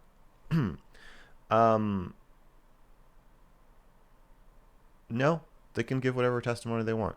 I'm not gonna cut out anybody's answers just because I don't like them. My look. I can't stress this enough. There is no debate here. So I'm not going into it wondering what these people are going to say. I already know what they're going to say. And anybody who is involved in psychology, the field whatsoever for any length of time, already knows what every person's answer is going to be. So yes, I guess I am expecting certain testimony. If I get different testimony, then I will include it. But yes, I'm expecting them to know the fucking answers to these questions. I have a list of interview questions that I ask every single person. And the questions are like, what is the doctor-patient relationship? So I have a spot for that. I'm expecting an answer to that. Do they all have to have the same answer? No, they probably will, though. So far, they have. Can you do therapy outside of the doctor-patient relationship? Why not? Now, I'm saying why not because I'm assuming the answer is no, because at least in Texas and in the guidelines, it says, no, you can't do that. The relationship needs to be firmly established and clearly established. So, um, and then your next question, I assume, is going to be, but he wasn't. He said he wasn't doing therapy. So then the next question is, what is therapy? What constitutes therapy? What kinds of conversations can you have with somebody who isn't your patient if you're a psychiatrist? And there's a slot for those answers. Okay. And none of them are going to say, well, you could have a conversation where you're asking somebody about their suicidal ideation and how their brother killed themselves when they were 6 and what medication they've taken, and then agreed to help them treat their depression and talk to them for 4 more sessions. They're not going to fucking say that. Like, Dr. K fucked up. Undeniably, indisputably. There's no fucking way on earth any of these people are going to say anything different. However, if they do, I will include it in the video. But yeah, so those are the kinds of questions I'm asking, and there are spots for the answers. You should interview the comedian Owen Benjamin. I used to work at a sushi and shabu shabu restaurant with Owen Benjamin. He used to call me Harry Potter. Um, he seems to have gone off the deep end a bit, judging by his content. He was a pretty normal guy back then, or so I thought.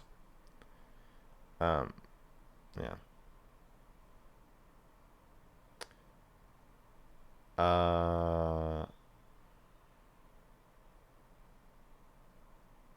Cooking stream. Ooh.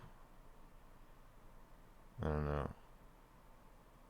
Do you think Hassan is white? No. How do you think that talk went? I think he was expecting me to be more professional.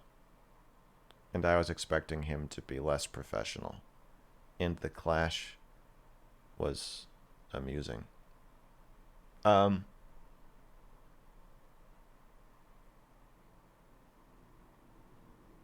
felt like I was trying to get him to mud wrestle with me a little bit. He didn't really want to, which was, I guess, interesting. I think it went okay. It felt informative.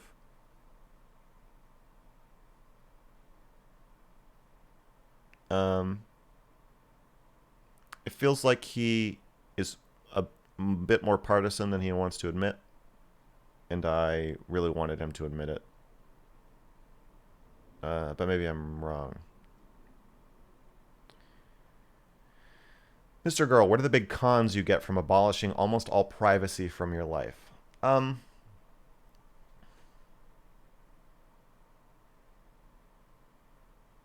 So a lot harder to get interviews. I think that any personal relationship or friendship eventually, very quickly after I meet somebody, it's like there's something I have to tell you. It feels like the I was gonna say I have to explain things, but I don't really end up explaining it. I guess there's a positive to that of like, hey, if you like my channel and you like me in person, then I don't there's no sense of like, oh, one day I'm gonna blurt something out and you're gonna be like, what? Um, but it does cause some conflict sometimes. Um, Not using my home address for anything is annoying. Got to go pick up the mail. I've got multiple like fake addresses where things get sent to. Preserving, yeah, safety and kind of some semblance of safety just requires more work and monthly fees. I would accept you as white in my white supremacist neighborhood. Thanks, dude. How do you know they don't give you dirty looks for the cuties review? I've never been recognized on the street that I know of. Do you think Judd really didn't know that black people commit more homicides? No, I don't think that, but it's I that's just a guess though. I don't have a firm opinion on it. Masks made me realize how important seeing someone's mouth is. Yeah, it's hard to tell what people are thinking without the old mouth hole. The good more than harm arguments are making me lose my mind with regard to Dr. K. Yeah, I don't. It's not. It's yeah. Me too. Me too. And yeah, there's nothing in the ethics codes or the laws or any law about anything that's like, yeah, you can break this law if you have shown that you have done some other good things. But I don't think anything Dr. K is doing is good. I think he's brainwashing people into a self-serving cult that makes them feel good temporarily, but is ultimately just teaching people to distract themselves from their feelings by thinking about him. Have you had the chance to interview any mental health professional? Yes, I've interviewed 2 psychologists, a doctor, and I'm interviewing a psychiatrist tomorrow.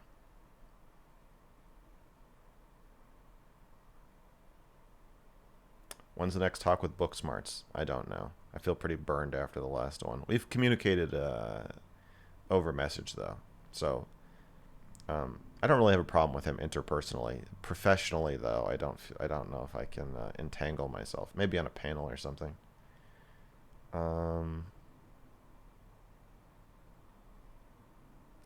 While I agree with you somewhat, I feel part of the reason white people aren't allowed to advocate for their race is the conservative focus on color blindness. Yeah, I don't know. I just get this feeling if you advocate for if you advocate for white people, then you're being racist. I don't know. I don't. I think liberals really just don't like it.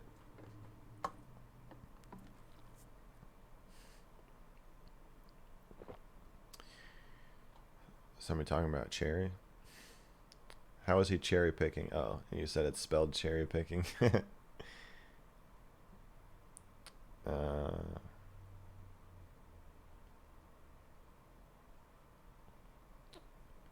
Owen Benjamin is alt right. I don't know. He's like he seems like unhinged in his beliefs. Yeah, flat earther, fake moon landing, a lot of stuff about Jews. Super paranoid.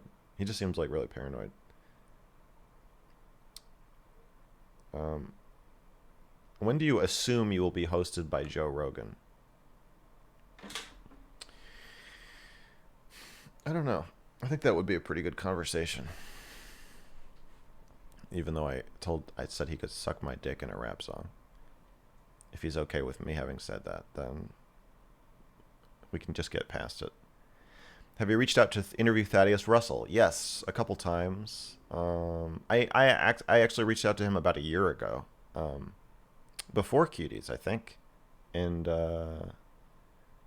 yeah, I had a viewer who wanted me to talk to him, um, and who like, I think he knew him, um, but he did not respond. He's in a pedo controversy for expressing empathy. No, he said a lot weirder shit than just empathy. He said he was like, I don't see any, like, there isn't really a problem with it. I don't agree with what he said. So I would like to. It will be interesting to have me be on the others. That's the conversation I was trying to have with Vosh, where I was like, you said CP is not inherently unethical. So like you said viewing CP is not unethical or that it shouldn't be illegal. So I want to argue with you that it should be and clear my name. No, and not clear my name, but like it'll just be funny to have me on the other side and like talk to you about it. So maybe I can do that with Mr. Russell here.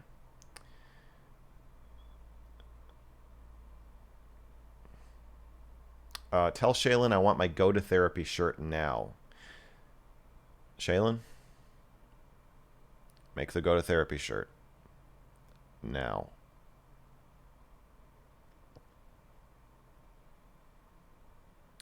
If a porn star wanted to work with you, would you do it? I don't know what you mean by work with. I would interview a porn star. Ethics code is not a law. That's correct. There is a separate law in Texas that says that if you are a doctor and you render mental health services to somebody you have not established a doctor-patient relationship with, you are breaking the fucking law. You can't practice medicine outside of a doctor-patient relationship, legally or ethically. You can't do surgery on somebody who is not your patient. And what you need to understand is that when a psychiatrist starts asking you about your childhood trauma, the service they are rendering in doing that is something legally and ethically something akin to a medical procedure.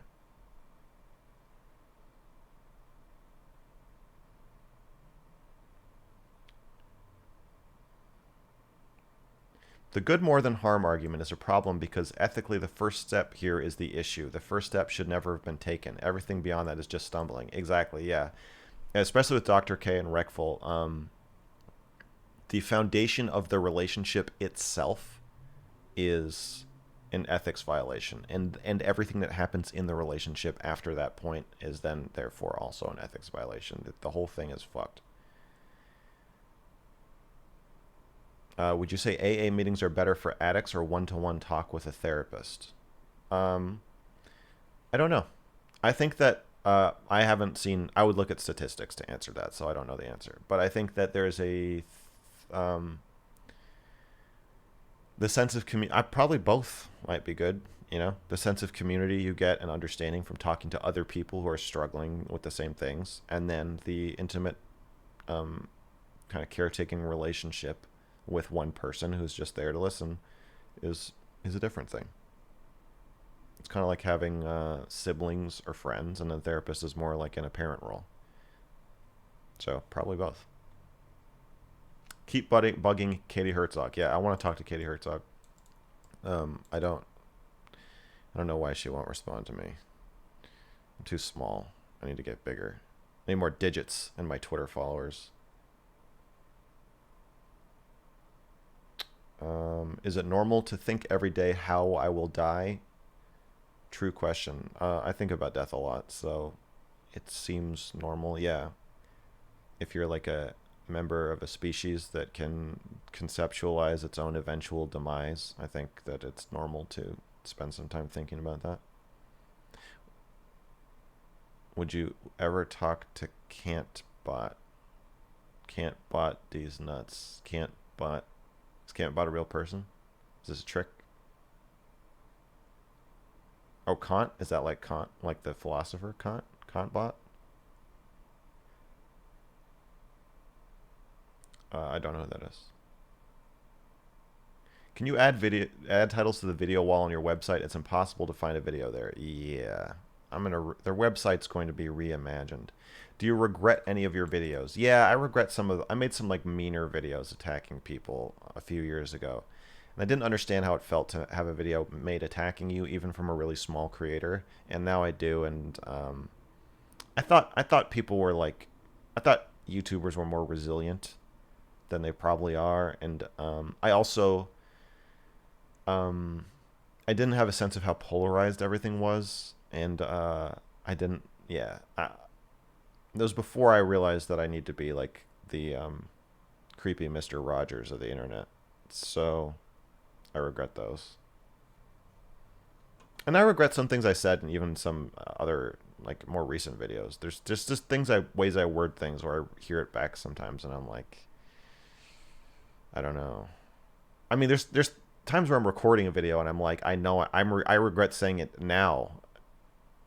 I regret how I'm saying this, and I'm doing it right now, and I'm still gonna do it. So I'm not saying like I don't know that I would necessarily change it, but I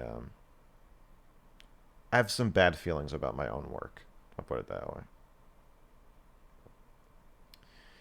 Mr. Girl, I don't know if you know of the work filmmaker Gasper No or Gasper Noe. I don't remember how to pronounce his name. I cannot remember any of his films, but I remember that I have seen one or two and that I like them. But I'll check it out.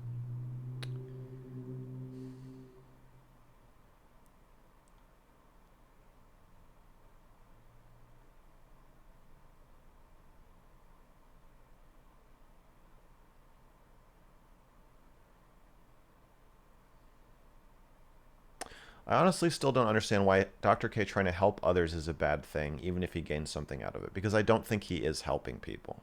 I think he is brainwashing people into a cult. I don't think it is helping them.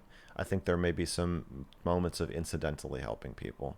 I think he uses, and I'm probably not going to talk about this in the video, but I think he kind of hypnotizes people and gets them to say that they feel good and gets them to feel good temporarily. And it's not anything like therapy, and it's scary. I think he's a scary guy. Um, and he is amassing a cult-like following around himself. Defenders. Can you like? It's already such a big deal that I'm making this video. Like he's written this email to his coaches, and like people are talking about it in the Healthy Gamer Discord and subreddit, and it's like, can you imagine if somebody was going to make a video criticizing me, and it was like, this like all hands on deck, everybody has to go out and defend mrgirl thing. Like I don't, it's just weird. It's a weird relationship to have with your followers, to send them out to defend you. I know he's not consciously sending them out, but they feel everybody feels very protective of him. It's scary to me. It's the like sort of victim positioning he does. Do you feel the need to constantly be right and prove your point when talking about certain situations? I guess so. It seems like it. mrgirl's 2 days behind on chat. Fuck you. Why does Eastern philosophy and introspection not cross you as a method of therapy? That's not what he's doing. That's not. That's the superficial icing on the cake. That's not what he's. That's not what he does, though. He has conversations where he asks you leading questions. So you tell me that you tell me you feel bad because you got bad grades, and I say, Dr. Kale say, bad grades, bad grades. So what does that mean? What does bad grades mean? Right? And then, well, and it seems like he's asking you to define something, but really you're now free associating. And so you're just going to babble something, and that opens you up vulnerably, and he's going to latch onto something you babbled out. And you're going to say bad grades. I guess it's grades that, that aren't good enough. And then he says, great, great. And he looks at the chat. Not good enough for whom? Right? And then you say, well, for me. And he says, okay, anybody else? And you're like, well, my parents. He's like, can you tell me more about that? And then without realizing it, because the questions are framed as just clarifying questions, without realizing it, you're about to dive deep into this really emotional, intimate explanation of your feelings of inadequacy since childhood, and then you're going to start accidentally divulging that you were emotionally abused, and or that it was emotional incest, or that that you were abandoned, or that you didn't have parents around. Whatever, you're gonna start spilling your guts because he's asking these questions, and then he's going to suddenly hard stop and say, let me teach you one of these Hindu words. And then it's like, and then you're like, what, huh? And he's like, okay, now I want you to take 30 deep breaths and close your eyes. And then you're like, okay, and you do that, and you're all like oxygen deprived and confused. And then he's like, okay, or hyperventilated, and he's like, how do you feel now? And you're like, I don't, I guess I feel okay. He's like, well, where's the stress? And you're like, I don't know. And he's like, well, that settles it, people. Sign up for my thing, buy my videos, and do my coaching, and everybody donate. Thanks, bye. And it's like you're opening people's trauma up, not doing fucking jack shit to help them, as a part of a fucking parlor trick. I find it really horrible. I may make a more in-depth video about kind of my own theories and ideas and about the good that he's doing. This video is going to be much more dry, just about the ethics violations and possible legal implications. But yeah, I don't think that's a good thing to do. It looks like a good thing to do, but I don't think it is.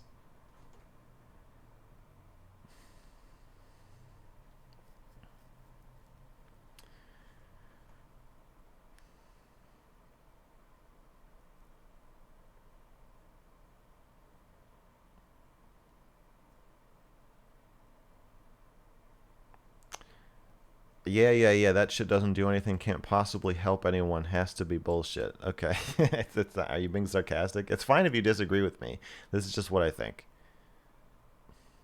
Um, Nah, old Max over here said he doesn't believe in meditation. I don't think I said that. I think I said to Lumi that she was talking about meditating to convince yourself to believe certain things. Um, I said I didn't like that. I don't think I said I don't believe in meditation. If I think I don't talk about it that much. And I don't know that much about it, but I'm not like anti-meditation. Do you think that Dr. K is still a good force as he can motivate people to go to actual therapy? No, I don't think Dr. K is a good force or is doing good. I think incidentally he may do some good, but I don't think overall he is a good force. I don't think he is trying to motivate people to go to therapy. I think he's trying to motivate people to buy his videos, watch his channel, and sign up for his coaching business. There's a clear conflict of interest. If you own a therapy alternative business, which it is, even though he says it's not, um, you can't convince people to go to therapy and convince them to pay you to provide your mental health coaching services. I don't think he's. I don't think it's. You did say meditation doesn't do anything. Well, I don't think I did say that, motherfucker. So if you can prove to me that I said that, I'm gonna burrow like a little mole into the context around it and find a little nugget to prove you wrong.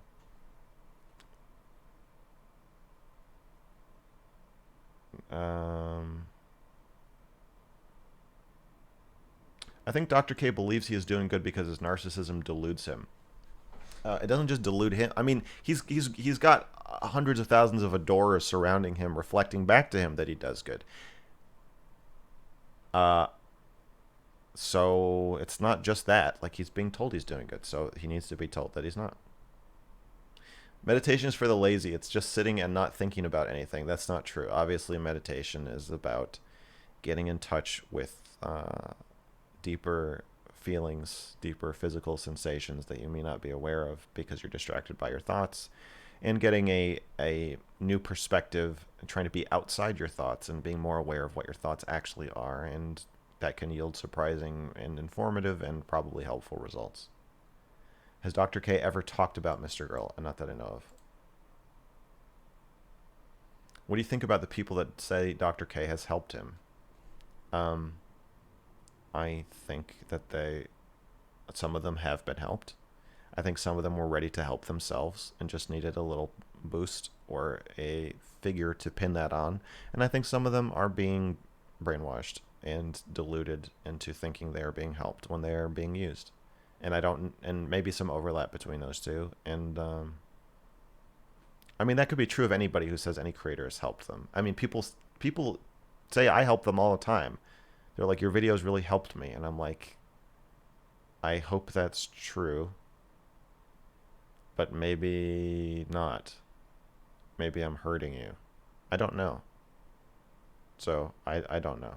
I'll say this: when someone says something helped them, I don't take that at face value, no matter who they're saying it about. Certainly not Dr. Motherfucking K.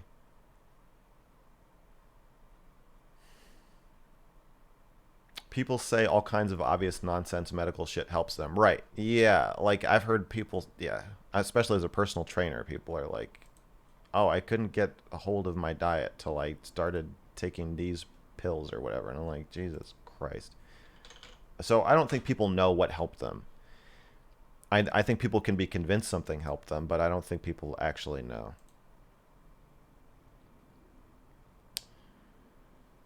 Um, your videos have hurt me, and I like it. Oh, I'm glad to hear that. Mr. Girl, would you be interested in doing a series in which you go to a jail and do interviews with rapists, serial killers, and pedophiles? Yes, definitely. I've tried to interview people in jails, but it's very hard to get into a jail. I think your platform needs to be pretty big. Um, okay, I'm gonna go in a few minutes. Um, I'll respond to a couple more of these, and then I will read the donations. Would you be? Do you think Dr. K is a narcissist or sociopath? He said himself that he tested very high for sociopathy. I think I find him chillingly unempathetic. I don't know, and I'm not gonna like slap a label on him, but um, I'll say he freaks me out. Yeah, I feel like you could make it to a jail if you really wanted to. Yeah, I've made it to a jail before. I was not allowed to bring a camera in though. I wasn't even allowed to bring my own underwear in. Thanks for doing what you do. You're welcome. It was nice talking. See you and have a good night when you leave. You too. When is the next stream? I believe Sunday, unless something pops up. Um, yeah. What kind of harm do you think should come to Dr. K, other than his platform and livelihood being taken away? I don't even think that should come to. I don't want any harm to come to Dr. K. I want his license to be revoked, and I don't see that as harm to him. I think I see that as protection from other possible people who could be misled by his credentials that he flashes around and then does things that are unprofessional. And if he has broken the law, I think he should be charged with the crime. I don't think he should be necessarily convicted. If he broke the, if I mean, if he's found to have broken the law, he should be convicted. I don't think he should be punished. I think the conviction is enough on its own. I'm pretty anti-harm in general and anti-jail or whatever. So that's it. Whatever rules he's broken, I want these governing bodies to acknowledge that he's broken these rules, and I want him. And it won't hurt his livelihood. His livelihood has nothing to do with his license. Like if I mean, Pokimane said he's her private therapist. If that's true, he needs to stop. He can't do that anymore. I would like that. I would like all private practice to stop. I would like all interviews that are really just therapy to stop.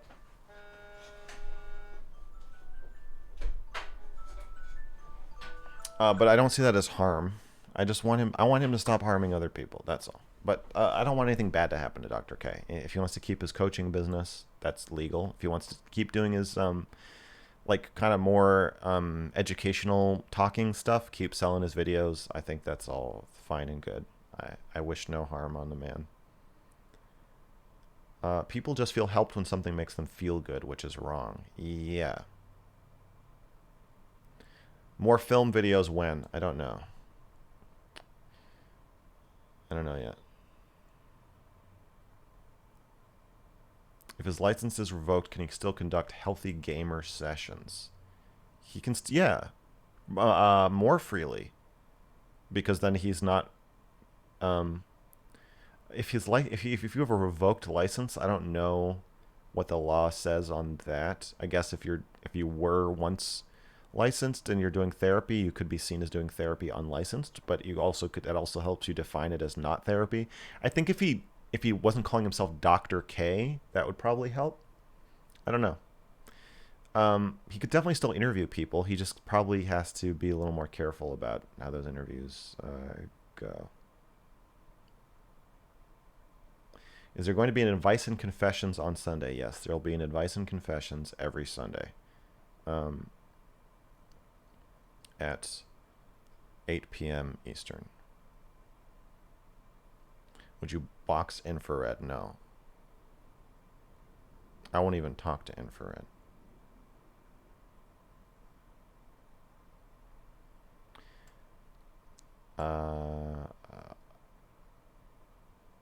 Yeah, getting the shit beaten out of me by infrared doesn't seem like a good career move.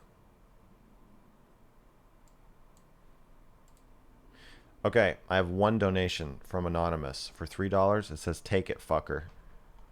Thank you, I will. Gladly.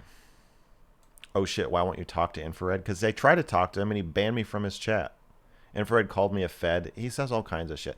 Honestly, the real reason I won't talk to him is that he's almost like a character that he's playing. Like he's joking, and then he's not joking. He's mad. He's pretending to be mad, and I feel like I need more of a kind of grounded.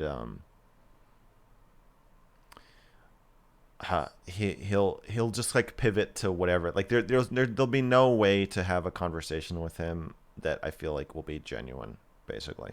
And I feel like that's pretty important to me.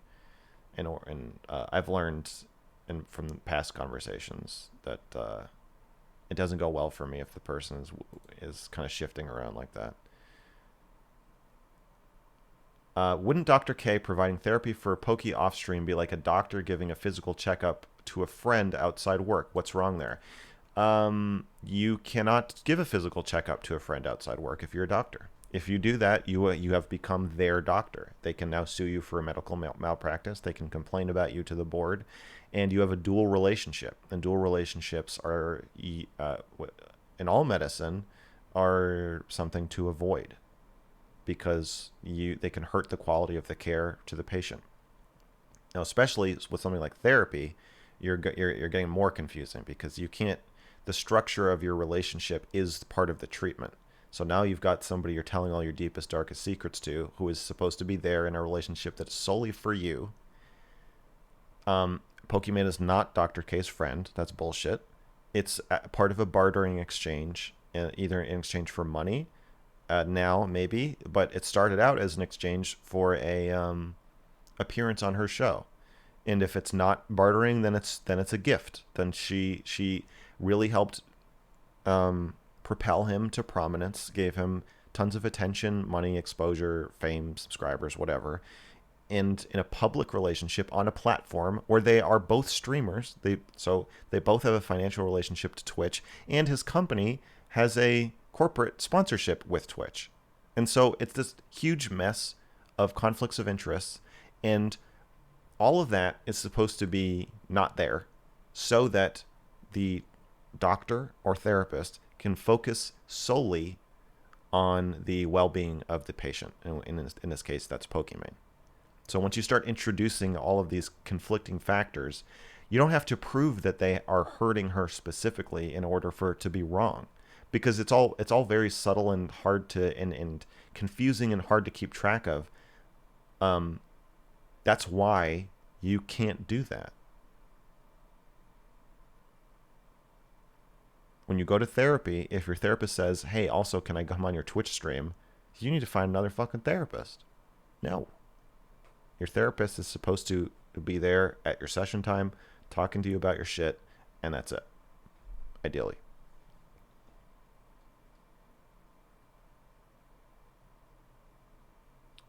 My favorite Disney movie is The Emperor's New Groove.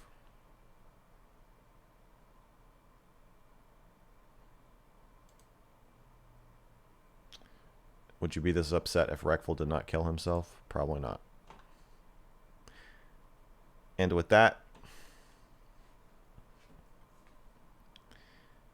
I will leave you. Have you seen the movie Pay It Forward? Yeah, I remember the part where Kevin Spacey beats the crap out of the guy in the bathroom for being like a attempted child molester. I seen that shit. And then look at him now.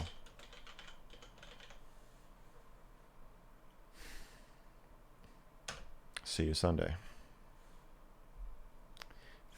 Thank you for watching.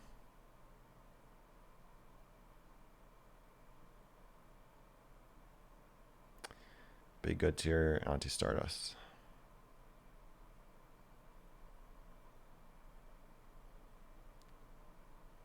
Goodbye, horses.